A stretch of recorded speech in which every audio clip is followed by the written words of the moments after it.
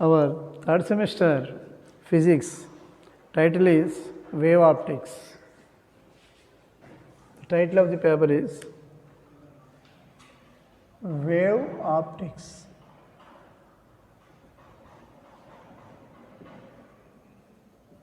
Wave optics. Generally, optics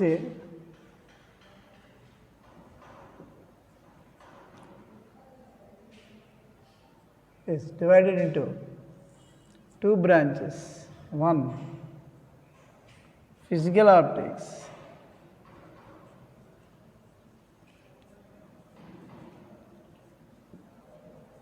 and the second one is geometrical optics.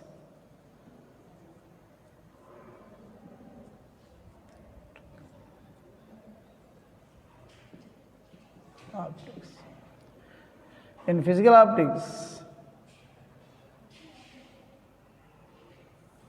we are going to learn about interference,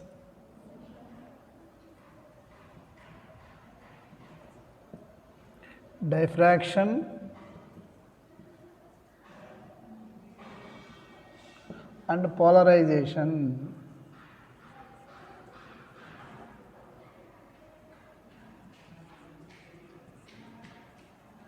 Polarization. The physical optics, in physical optics, we have to discuss about interference, diffraction, and polarization. Whereas in geometrical optics, we have to discuss about aberrations. Aberrations. So, the third semester, the title of our physics paper is Wave Optics.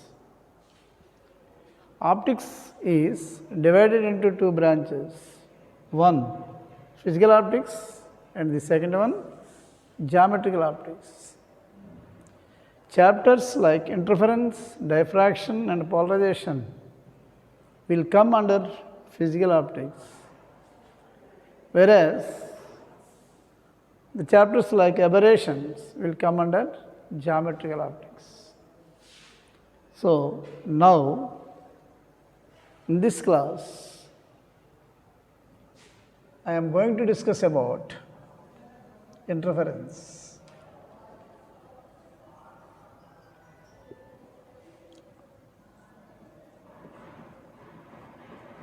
Interference. Before going to the chapter, we must have some knowledge about the principle of superposition. In the previous class, that is in your first BSc class, we learned about this principle of superposition. When two sound waves which are moving in the same direction will give the phenomenon of beats, and the two sound waves which are moving in opposite direction along the same line will give the phenomenon of stationary waves. So, like that in light also, the superposition of two light waves gives the interference effect. The superposition of two light waves gives the interference effect. So, the principle of superposition states that the resultant displacement of a particle in the medium, which is acted upon by one or more waves simultaneously, the resultant displacement of a particle in the medium, the resultant displacement of the particle in a medium which is acted upon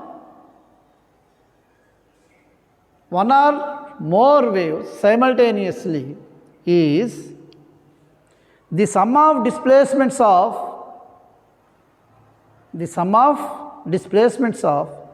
the same particle due to individual waves. Once again, the resultant displacement of a particle in the medium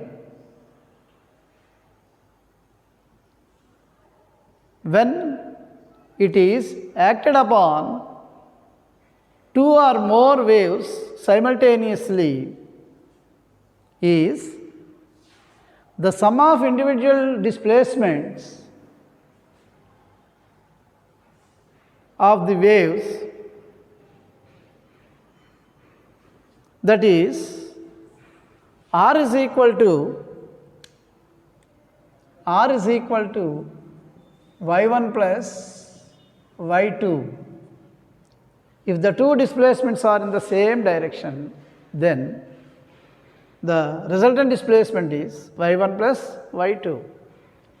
Or if the two displacements are in opposite direction, then the resultant is given by R is equal to y1 minus y2.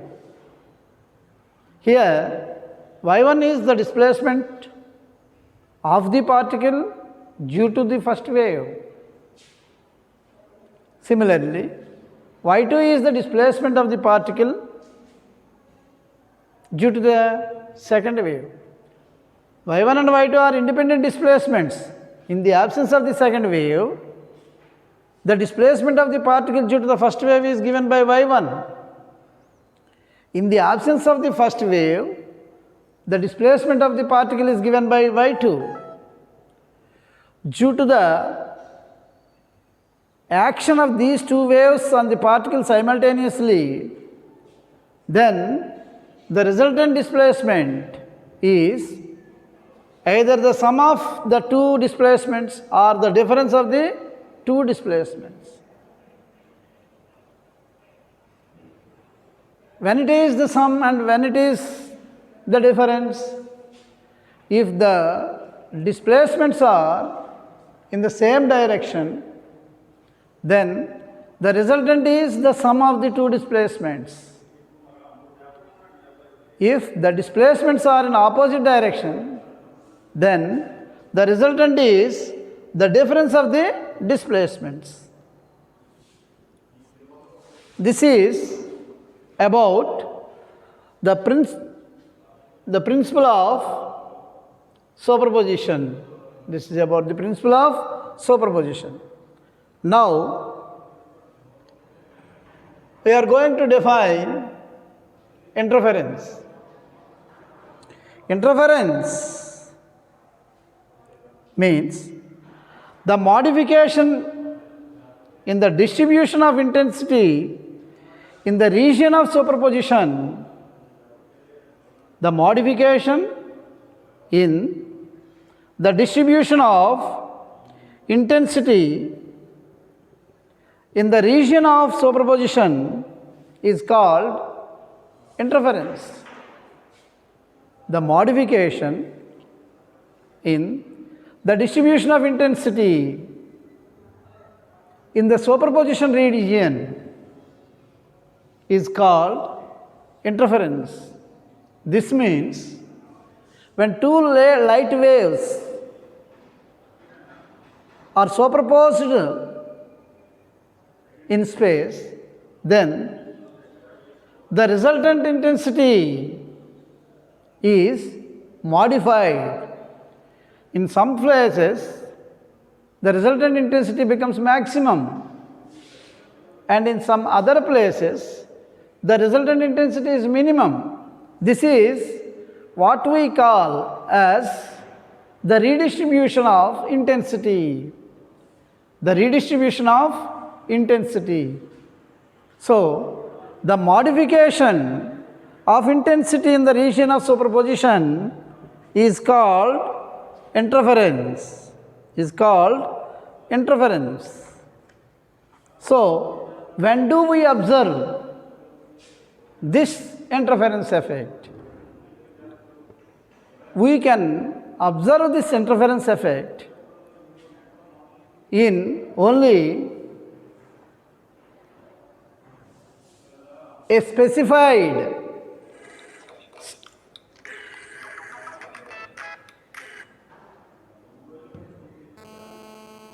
conditions. That means to observe the interference effect, the two waves must be coherent waves. Then only we can observe this effect. Otherwise, even though interference takes place, we cannot observe the effect of interference. We can observe the effect of interference if and only if the two interfering waves are coherent waves. So,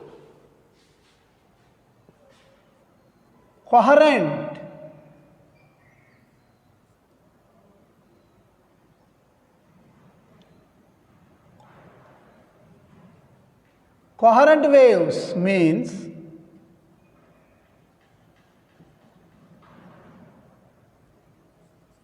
waves with same amplitude,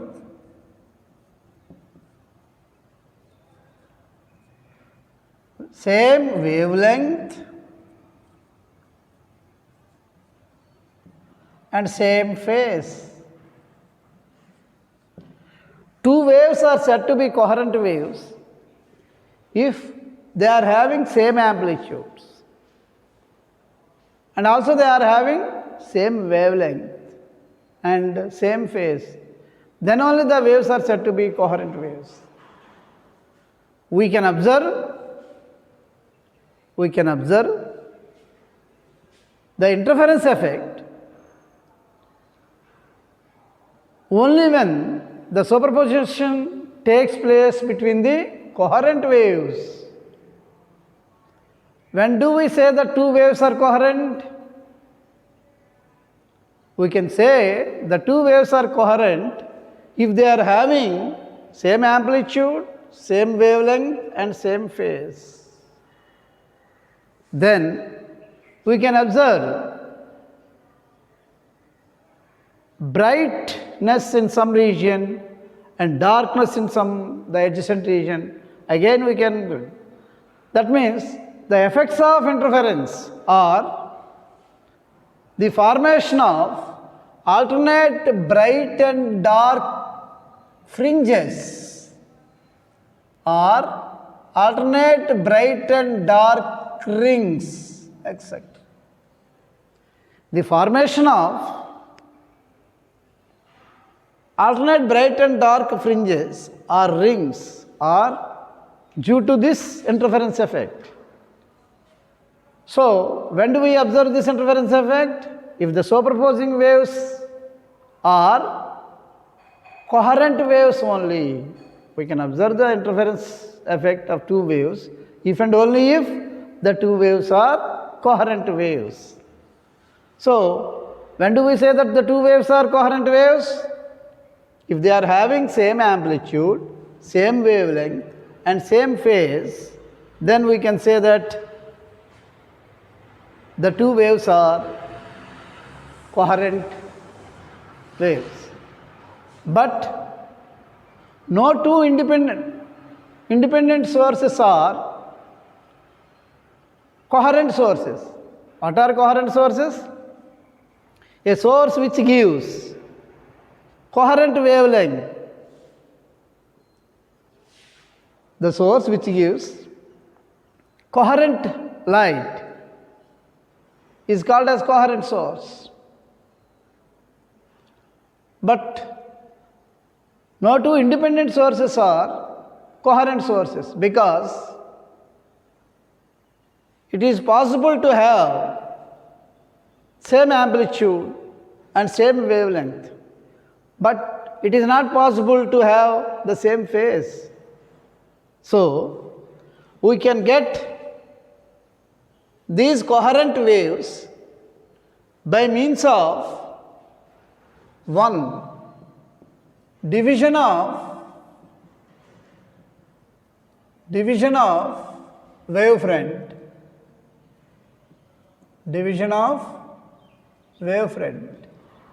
and 2 by means of division of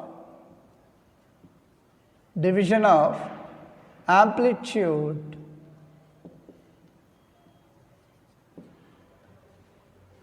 By these two methods, we will get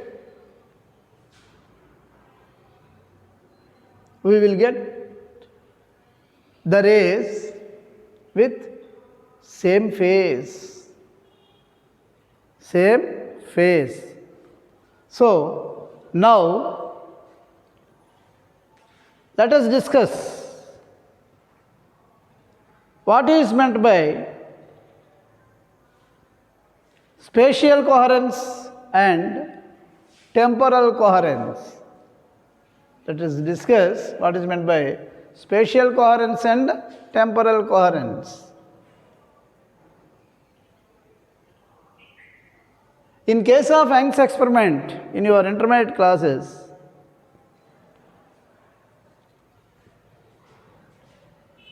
S is a point source of monochromatic light.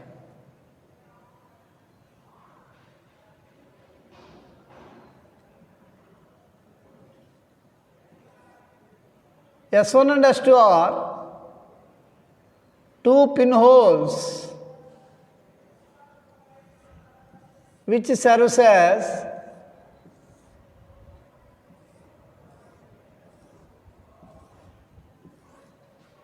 two sources, coherent sources, because these two pinholes are lying on the same wavefront. Wavefront is the locus of the points of the particles which are in phase. That means all the particles on the wavefront are in the same phase. So, S1 and S2 are also in the same phase. They serve as two coherent sources. S is a monochromatic light, a source of monochromatic light. Since it is a point source, it emits spherical waves. These are all wavefronts. On wavefront, all the particles are in same phase. So the particle at S1 and S2 are in same phase. Now S1 emits waves, secondary waves. Similarly, S2 also emits secondary waves. So, these two waves will superpose on each other in the space and gives us interference effect. So, interference takes place in the space. The vertical cross section of the interference is observed as alternate bright and dark fringes on the screen. The bright or dark condition at this point depends upon the path difference between these two rays. Depends upon the path difference between the two rays. If the path difference is equal to n lambda, the point P becomes bright. If the path difference is equal to n plus half into lambda, the point P becomes dark. Why? Because if the path difference is equal to lambda, that means here this point is supposed to start the second wave due to the wave from the source S1.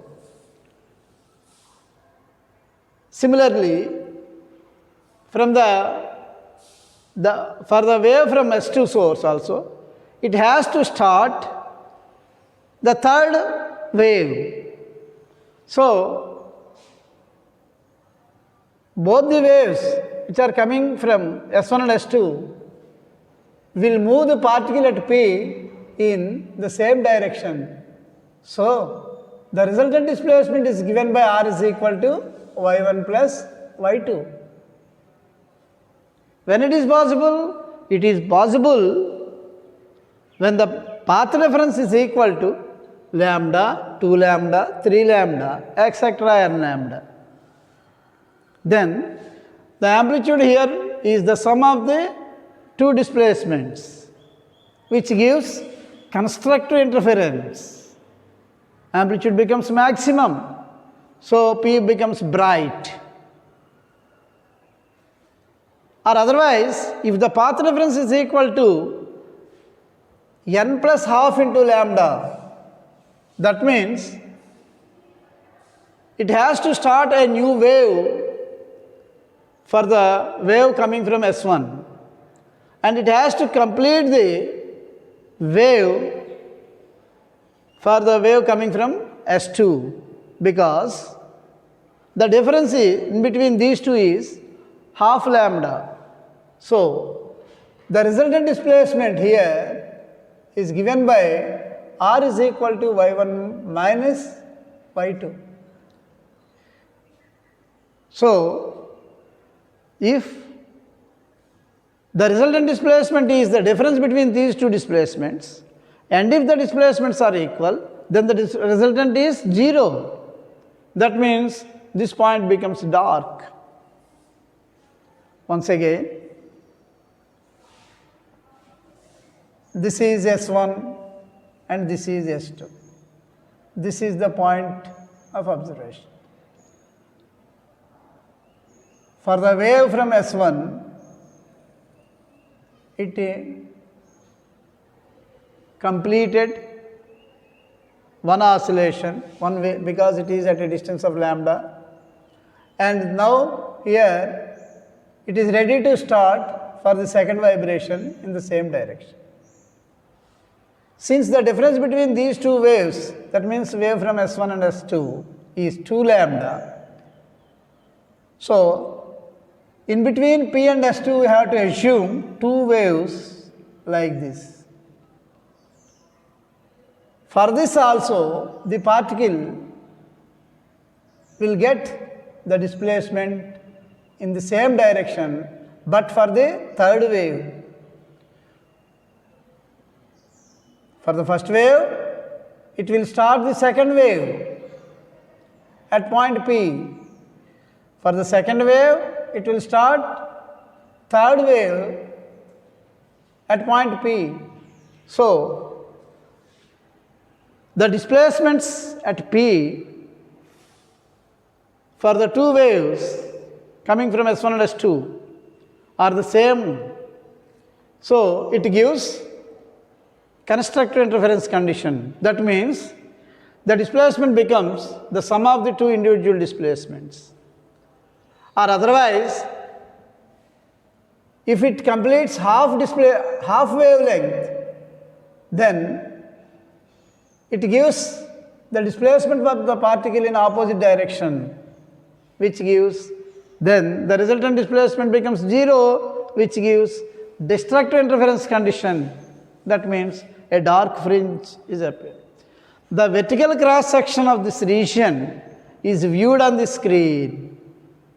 On the screen we can observe that alternate bright and dark fringes. What is happening at bright fringe? Constructive interference is taking place at bright fringe. Why constructive interference is taking place at bright fringe? Because the path difference between these two waves is equal to lambda or 2 lambda or 3 lambda or n lambda.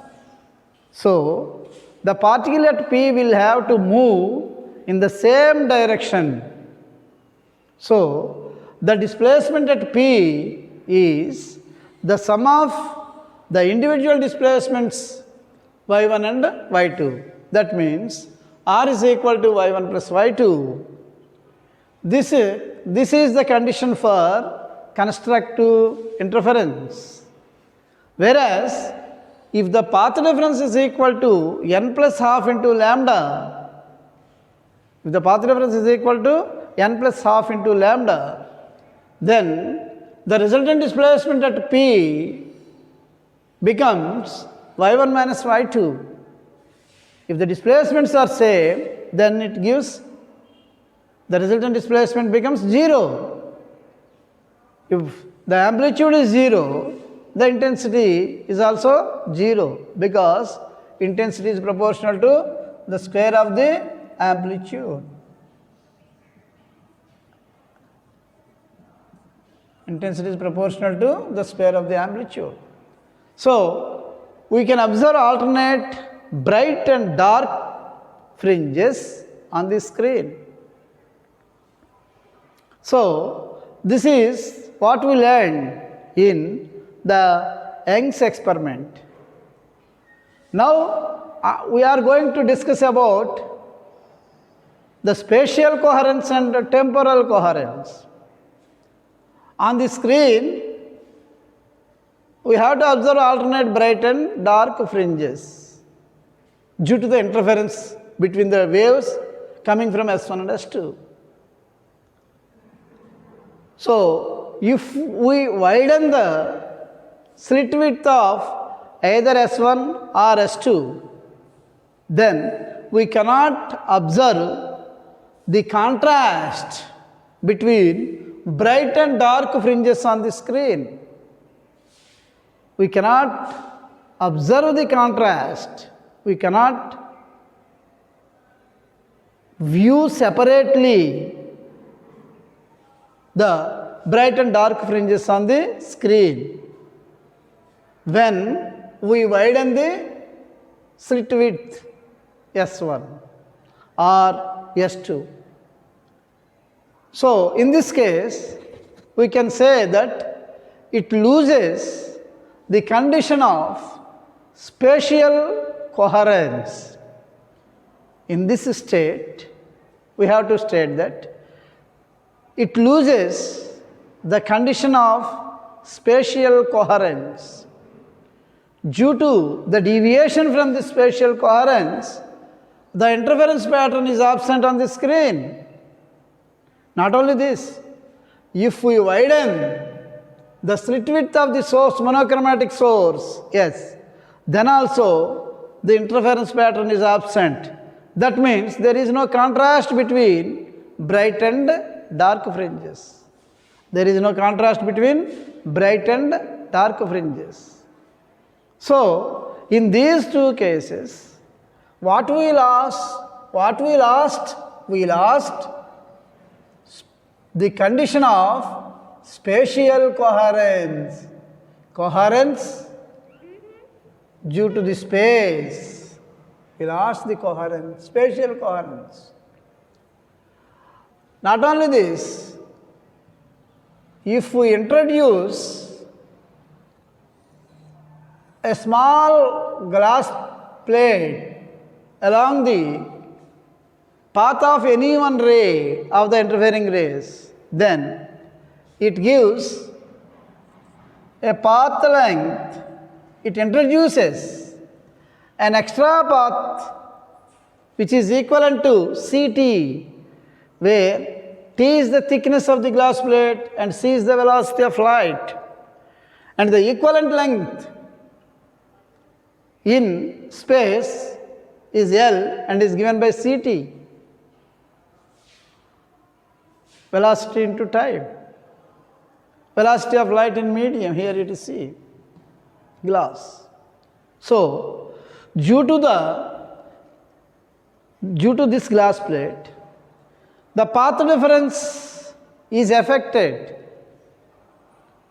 So, instead of a bright or dark fringe here, the condition of the formation of bright fringe or dark fringe is affected.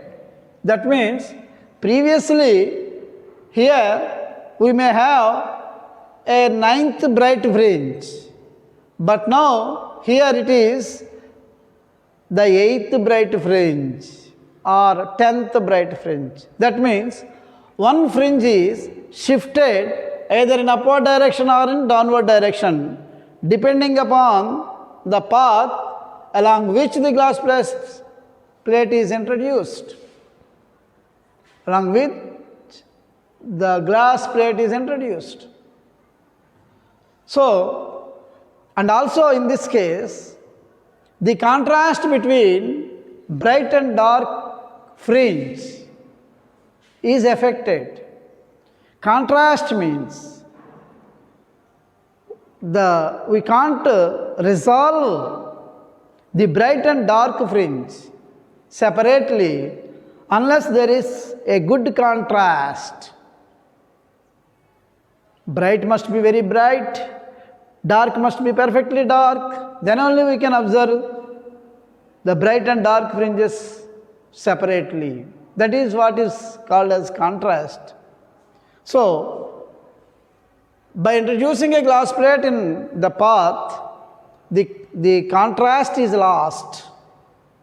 So, in this case, the temporal coherence is lost, so that we cannot observe the interference of fringes clearly.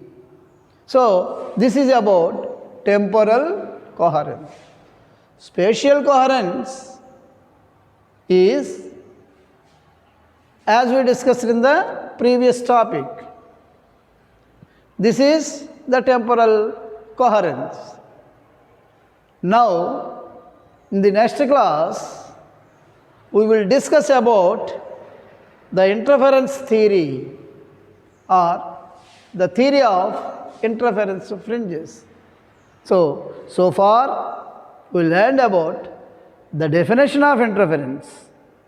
What is the definition of interference?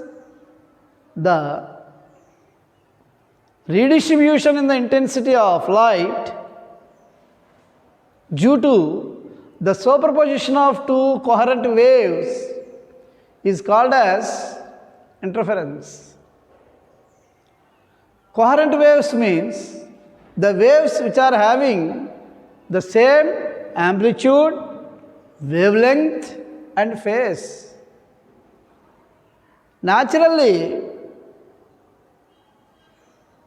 we will not get the the condition of same phase from two independent light sources, two separate light sources, because the light from one source is different from the light from other source in phase, even though they are having same amplitude and same wavelength. That means same intensity and same color. But the phase of these two waves are not the same. In order to get the same phase, there are two methods. One, division of wavefront, and the other one is division of amplitude. That means by dividing the wavefront into two parts, and again by superposing these two parts of the wavefront in the space, we will get interference, because the two parts of the same wavefront will fulfill the condition of coherency cent%. That means they are having the same amplitude, same wavelength and same phase, because all the particles on the wavefront are in the same phase.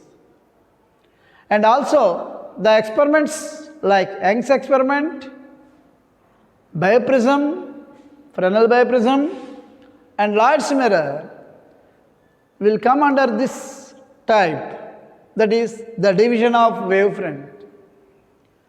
But we can also have another method to get coherent rays or waves. that is division of amplitude. In this, the same ray is divided into two equal parts. That means the amplitude of the ray will splits into two. The two parts are having the same amplitudes and same wavelength and also the same phase. So, after recombining these two waves, we will get interference effect. The experiments like Newton rings, wedge film and colors in thin films will come under this class. So, division of wavefront and division of amplitude are two methods for getting the coherent waves.